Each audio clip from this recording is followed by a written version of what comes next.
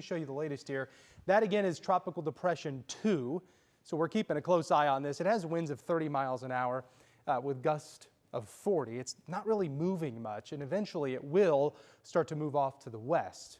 Now, the track, highly uncertain this early in the game here, but tropical storm conditions are possible for parts of the panhandle of Florida. So Panama City under tropical storm watch, and we'll kind of watch this drift to the west over the next couple of days. It will start to pick up some speed, and so by tomorrow we likely have tropical storm Bertha. Now, with the track of this, if this starts to go a little bit farther north on the side of this cone and tracks through Louisiana, it'll just dissipate over Louisiana and then kind of fall apart. Once these things hit land, that's about it for those. If it can stay a little bit on the farther south side of this track, it could bring some heavy rain to parts of South Texas and the Texas coast.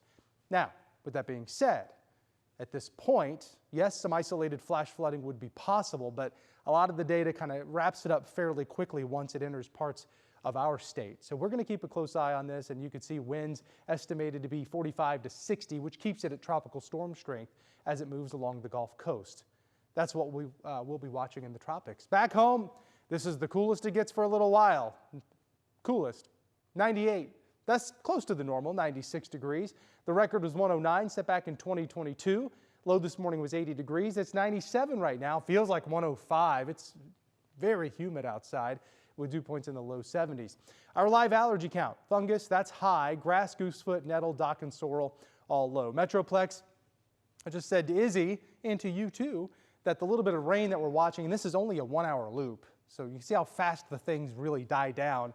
These will meet their demise over the next hour or two, and you can see what happened there in Denton County. Never made it to Denton.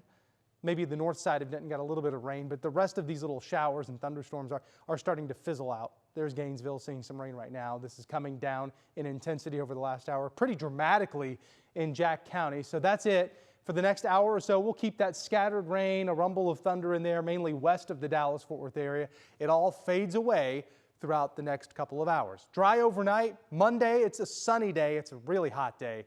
We're in the triple digits Monday afternoon, so plan on that. Heat index values 105, 106.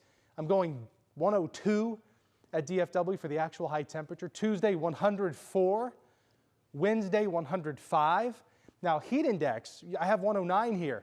That's for DFW. That's that point that we're right in the middle of the Metroplex. Some of the heat index values could be 110, 111 on Wednesday. Thursday 103, it'll feel like 107.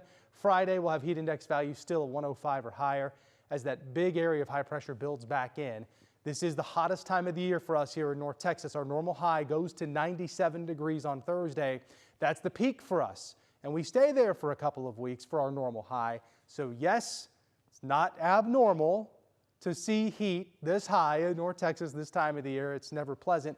And I just want to remind folks, I know we're the tough Texans and we know the heat. We're used to it to some degree. It can catch up to you quickly, no matter how much you think you're used to it. Just please stay hydrated. Some of this will sound like common sense. Light colored clothing, limit time outdoors, drink lots of water. I just don't want anybody getting caught off guard. And always check the back seat. Don't forget that. 80 degrees tonight, warm and muggy, 102 tomorrow, very hot. 104 Tuesday. Doesn't get much better. Even next weekend, it doesn't get much better.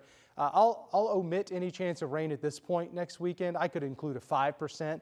We'll have to get a little bit more data in here and see what happens with what will become Bertha. I do not expect any sort of significant impact from Bertha here in North Texas. If anything, maybe a stray shower or storm. The odds of that are fairly low even then. And then beyond that, still hot. Lots of triple digits over the next couple of weeks. Maybe we can squeeze in a little chance of a shower or storm before the month is over. But overall, pretty dry over the next 2 weeks and very, very hot